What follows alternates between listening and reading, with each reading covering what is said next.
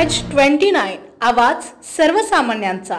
वीज वितरणाच्या वडगाव उपकेंद्रात नागरिकांच्या विविध तक्रारी, सहाय्यक अभियंता नंदलवार यांचा मनमानी कारभार। तक्रारीचे निवारण करण्यास वीज वितरणाचे कर्मचारी अपयशी।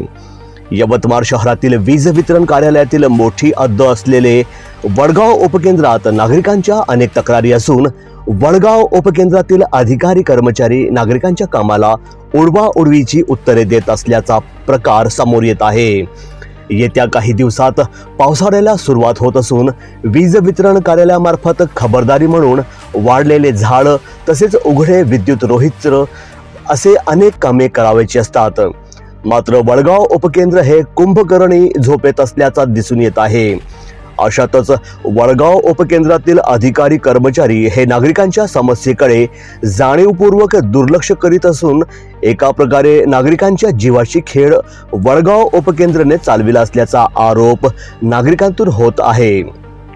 वडगाव उपकेंद्र हे विविध कारणाने सध्या चर्चेत आहे।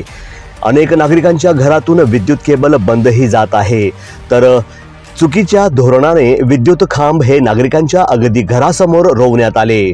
अशा अनेक तक्रारी वडगाव उपकेंद्रात नागरिकांनी केले असून वीज वितरण कार्यालय वडगाव उपकेंद्राचे अधिकारी सहाय्यक अभियंता नंदलवार हे मात्र या संपूर्ण बाबीकडे दुर्लक्ष करीत असल्याचा आरोप नागरिकांनी केला आहे। यावर वरिष्ठ अधिकारी वडगाव उपकेंद्राच्या अधिकारी कर्मचाऱ्यांवर मेहरबान असल्याचं दिसून येत आहे।